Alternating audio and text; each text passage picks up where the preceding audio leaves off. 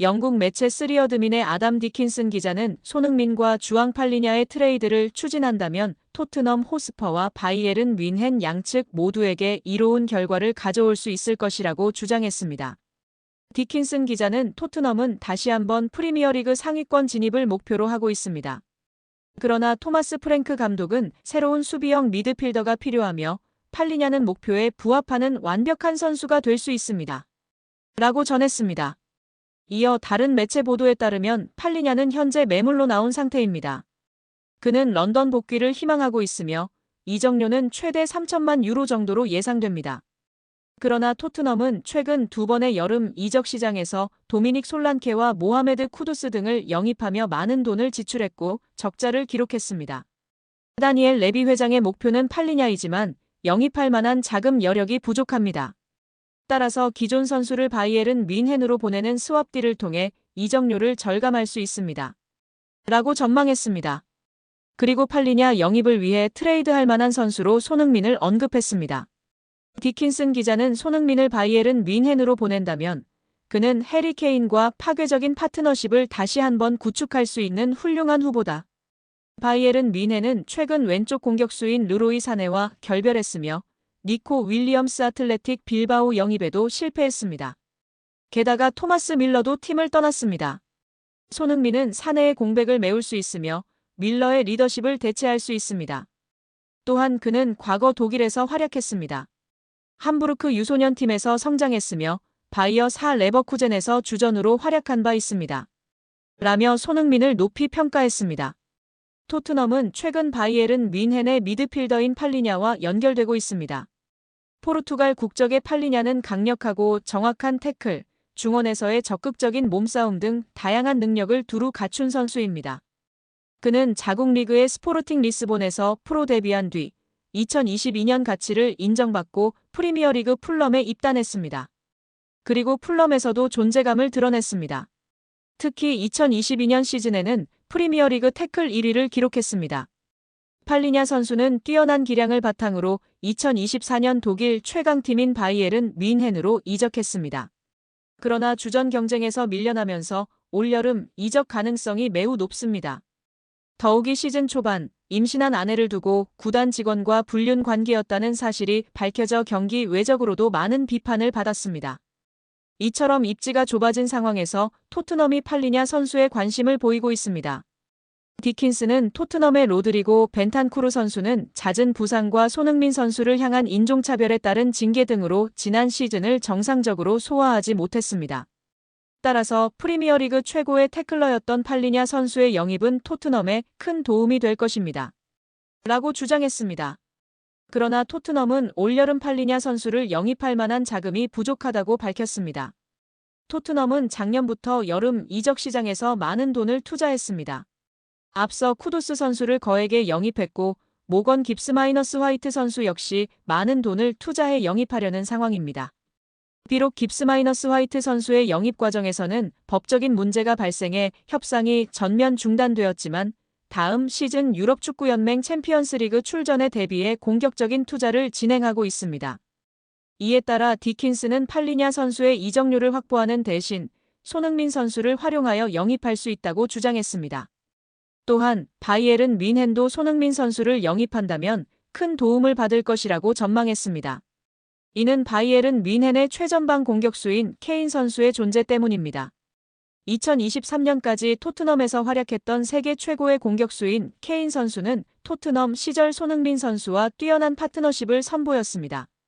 두 선수는 프리미어리그에서만 총 47골을 합작하며 리그 역사상 최다골 듀오로 등극했습니다. 따라서 손흥민 선수가 바이에른 뮌헨에서 케인 선수와 재회한다면 팀에 큰 도움을 줄 수 있을 것으로 예상됩니다. 오늘은 최근 축구계에서 뜨거운 화제, 바로 손흥민의 미국 메이저리그 사커, LA 갤럭시 이적설에 대해 이야기해 보겠습니다. 많은 팬분들이 가장 궁금해하는 부분 중 하나가 바로 손흥민이 미국으로 가면 연봉은 과연 얼마나 될까 하는 점일 텐데요. 지금부터 데이터를 기반으로 하나하나 정리해 드리겠습니다. 먼저 현재 MLS에서 가장 많은 연봉을 받고 있는 선수는 모두 아시다시피 리오넬 메시입니다.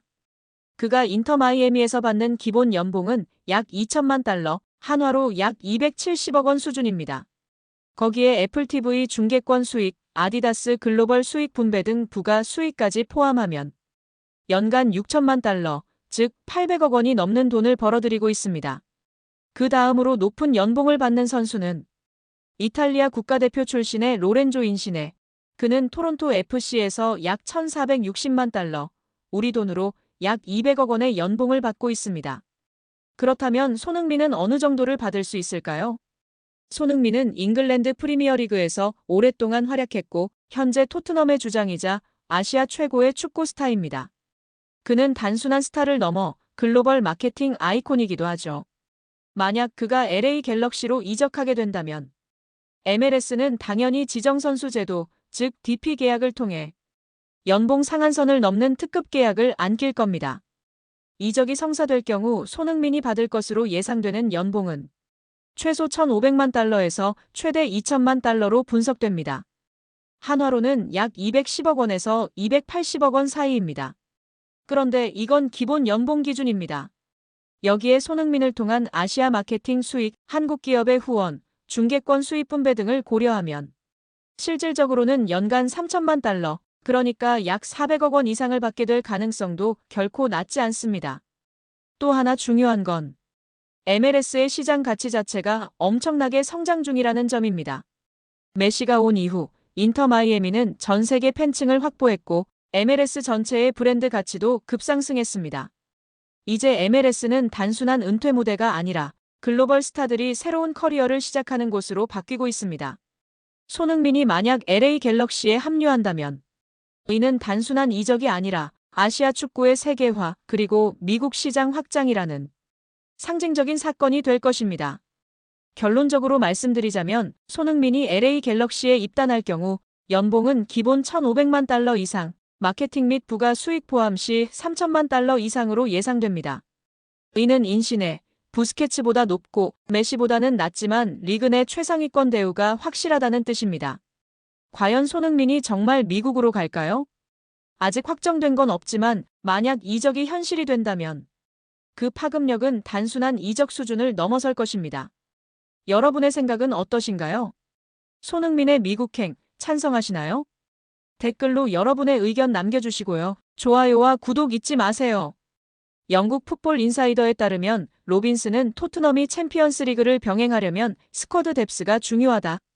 손흥민은 큰 역할을 할 수 있다라며 기록은 전보다 떨어졌지만 손흥민이 어떤 유형의 선수인지 알지 않느냐며 잔류를 강력 주장하며 팬들의 공감과 지지를 받고 있습니다. 손흥민은 2015년 입단 이후 10년 동안 토트넘에서 397경기 출전 164골을 기록했습니다. 상징적인 존재지만 계약 기간은 이제 1년밖에 남지 않은 상황인데요. 재계약이 없으면 손흥민은 내년 여름 자유계약 신분이 됩니다. 이적설이 점차 구체화되는 이유이죠. 풋볼 런던은 이번 여름 손흥민의 이적 가능성이 그 어느 때보다 커지고 있다고 분석했습니다. 또한 손흥민의 30대 중반 나이와 체력 저하 우려도 이적설 배경인데요. 풋볼 런던은 손흥민은 다리에 녹이 쓴 것처럼 리듬을 찾지 못했고 공을 여러 차례 잃었다며 부진을 지적하기도 했습니다. 그러나 많은 매체와 팬들은 손흥민의 부상이 의심된다. 소니는 프리시즌에 가장 늦게 합류한 선수이다. 소니를 함부로 대하는 건 용납하지 않겠다 등의 반응을 보이고도 있습니다. 이러한 상황 속 폴 로빈슨의 작심 발언이 많은 팬들의 공감을 받고 있습니다. 잉글랜드 대표팀 수문장으로 활약했고 토트넘에서도 뛰었던 골키퍼 출신 레전드인데요. 그는 영국 매체 풋볼 인사이더가 운영하는 팟캐스트에 출연해 토트넘이 손흥민 매각을 통해 돈을 벌려고 하는 건 현명하지 못한 짓이다. 토트넘 주장이 가져오는 가치, 평판, 서포터들과 관계, 구단 가치 등 많은 것을 고려해야 한다고 말했습니다. 이어 토트넘과 손흥민은 12개월 계약 기간이 남았다. 유럽축구연맹 챔피언스리그에 참가하고 프리미어리그에서도 경쟁력을 유지하려면 구단을 잘 아는 선수로 스쿼드를 구성해 안정성을 확보하는 게 중요하다. 손흥민은 해당 조건을 충족한다고 전했습니다. 이어 그는 목소리를 높였는데요. 손흥민은 단순한 선수 그 이상이라며 상업적으로도 엄청난 자산이다.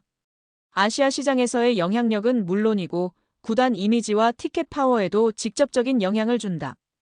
이런 선수를 놓치는 건 단기적으로도 손해라고 주장했습니다. 이어 손흥민이 1년 더 남는다면 팀뿐 아니라 구단 전체에 이득이 될 것이라며 결국 이건 단순한 선수 한 명의 문제가 아니라 토트넘이라는 브랜드와 직결된 사안이라고 작심 발언했습니다. 이러한 발언에 토트넘 팬들은 맹렬히 지지하고 나섰는데요. 해리 케인을 떠나보낸 아쉬움과 한이 있는 팬들로서는 절대 손흥민을 떠나보내고 싶지 않은 마음인 것 같습니다. 이강인이 전 세계 2001년생 선수 중 프로 경험이 가장 많은 선수 중 한 명인 것으로 나타났습니다. 국제축구연맹 FIFA 산하국제스포츠연구센터 CIES는 16일 2001년생 이후 선수 중 프로 경기 출전 경험이 많은 선수들을 조사해 발표했는데요. 이강인은 전 세계에서 활약하는 2001년생 선수 중 프로 경기 경험이 6번째로 많은 것으로 나타났습니다. 이강인은 16.8세의 나이로 자신의 프로 데뷔전을 치렀고 그동안 286경기에 출전했습니다. 이강인은 매년 평균 39.1경기에 출전한 것으로 나타났습니다. 2001년생 선수 중에선 레알 마드리드의 호드리구의 프로 경험이 가장 많은 것으로 드러났습니다.